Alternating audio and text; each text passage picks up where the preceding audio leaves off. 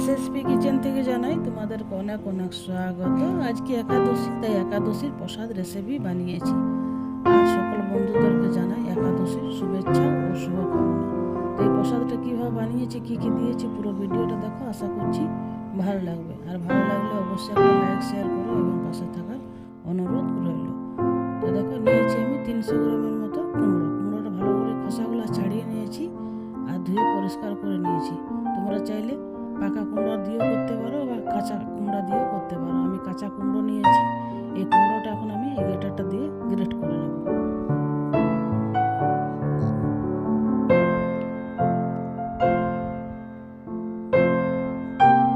এরকমভাবে গ্রেট করে নিতে হবে, পাতলা পাতলা করে। একটা কুমড়ো গ্রেট করা হয়ে গেছে, আর একটা করে নেব।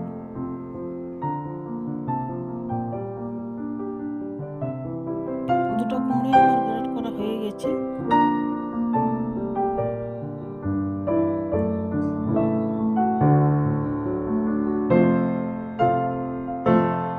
কতটা সুন্দর লাগছে দেখতে। কড়াইটা চাপিয়ে দিয়েছি, এবার দিয়ে দেবো 1 চামচ মতো ঘি।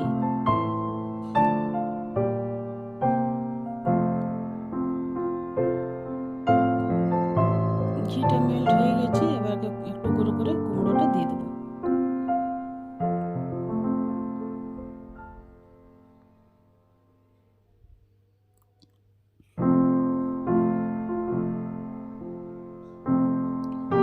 কুমড়োটা ভালো করে আস্তে আস্তে করে ভেজে নিতে হবে, মিডিয়াম আছে ভাজতে হবে, তা না হলে তলাতে লেগে যেতে পারে।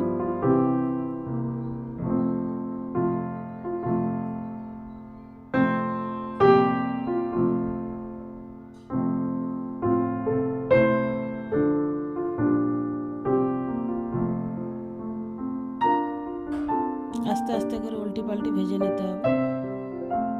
ভাজা হয়ে গেছে, দিয়ে দেবো দুধ। আমি প্যাকেট দুধ নিয়েছি, তোমরা চাইলে গুঁড়ো দুধ দিয়েও করতে পারো। দুধটা দেওয়া হয়ে গেছে, এবার ভালো করে মিক্স করে নিতে হবে।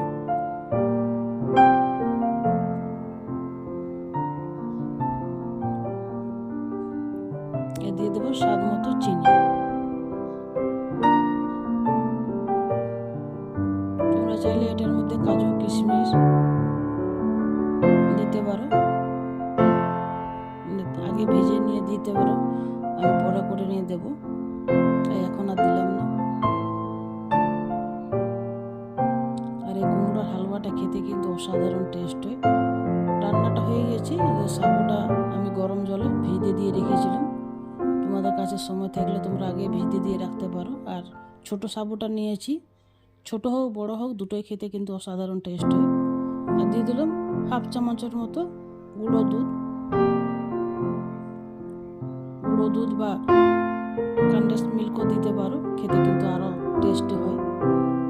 দেখো, একটা প্লেটের মধ্যে আমি সাজিয়ে দিয়েছি, কাজু কিশমিশ দিয়ে দিয়েছি। এবার কড়াইটা আবার ধুয়ে চাপিয়ে দিলাম। কড়াইটা গরম হয়ে গেছে, দিয়ে দেবো 1 চামচ মতো ঘি। ঘিটা মেল্ট হয়ে গেছে, এবার দিয়ে দেবো 2 মুঠোর মতো বাদাম। বাদামটা আগে ভেজে নিতে হবে, মিডিয়াম আছে। বাদামটা ভাজা হয়ে গেছে, বাদামটা তুলে নিয়েছি। এবার ওই তেলের মধ্যে দিয়ে দিলাম কাঁচা লঙ্কা 3 থেকে 4টা, আর দিয়ে দিলাম আলু কুচি। আলুগুলোকে একবারে ছোট ছোট করে কেটেছি। আলুটা প্রথমে হালকা করে ভেজে নিতে হবে।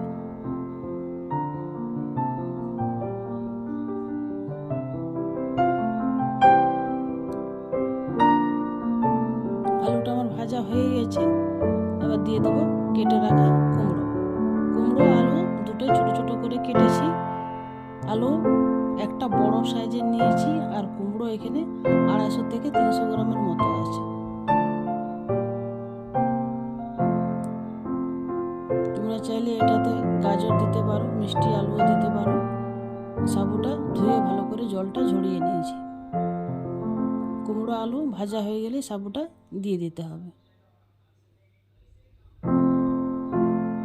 দুটোই ভাজা হয়ে গেছে, দিয়ে দেবো সন্দক লবণ।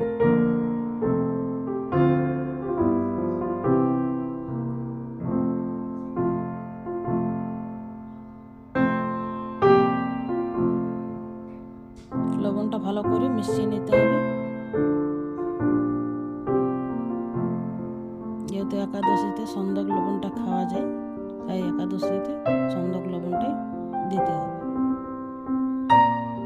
গোলমরিচের গুঁড়ো দিতে পারো, লঙ্কার গুঁড়ো দিতে পারো, কাঁচা লঙ্কা হোক শুকনো লঙ্কা হোক। দুটো সিদ্ধ হয়ে গেছে। দেখো কুমড়োটা কেটে দেখিয়ে দিলাম, আলুটা কেটে দেখিয়ে দিলাম, সিদ্ধ ভাজা দুটো হয়ে গেছে। এবার সাবুটা দিয়ে দেব। তার আগে দিয়ে দিলাম 1/2 চামচের মতো গোলমরিচের গুঁড়ো, দিয়ে দেবো সাবু। এভাবে করলে সাবু কিন্তু কোনোদিনই লেগে যাবে না, ঝরঝরে হবে। আর ঠান্ডা হলে পরে আরও ঝরঝরে হয়ে যায়। এর ভালো করে মিক্স করে নিতে হবে। সাবুটা দেওয়ার সময় আঁচটাকে একবারে লো ফ্লেমে রাখতে হবে। মিক্স করা হয়ে গেছে, বেশি ঘাটা যাবে না। দিয়ে দিলাম স্বাদ মতো চিনি, হালকা হালকা করে নাড়াচাড়া করতে হবে।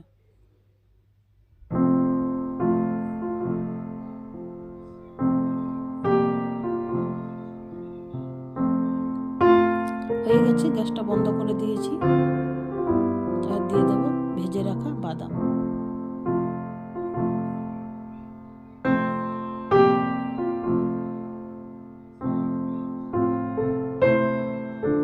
বাদামটাকে ভালো করে মিশিয়ে নিতে হবে।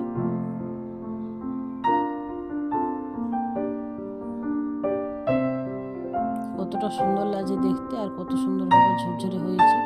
ঠান্ডা হলে পর আরো ঝরঝরে হয়ে যাবে, এখন গরম আছে।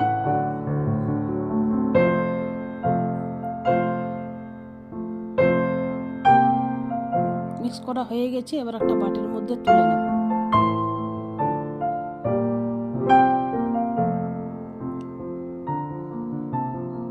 বাটি ভর্তি তুলে চেপে চেপে করে নিতে হবে।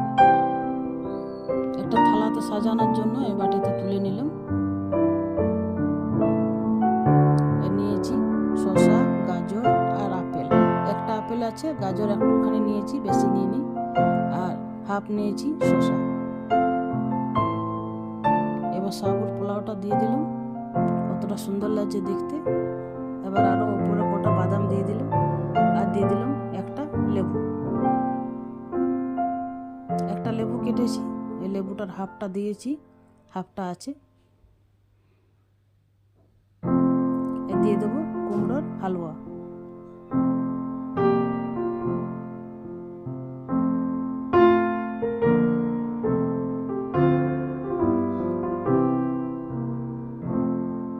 সবগুলো ভালোভাবে সাজিয়ে নিতে হবে। আর ফ্রিজের মধ্যে মিষ্টি ছিল, গুড়ের মিষ্টি আছে, তাই দুটো সাজিয়ে দিলাম। কতটা সুন্দর লাগছে দেখতে। ভিডিওটা ভালো লাগলে অবশ্যই একটা লাইক শেয়ার করো এবং পাশে থেকো। আর এরকমভাবে তোমরা বানিয়ে দেখতে পারো। খুব সহজভাবে এবং খুব সিম্পলভাবে বানিয়ে দেখিয়ে দিলাম। পুরো ভিডিওটা দেখার জন্য অসংখ্য ধন্যবাদ জানাই।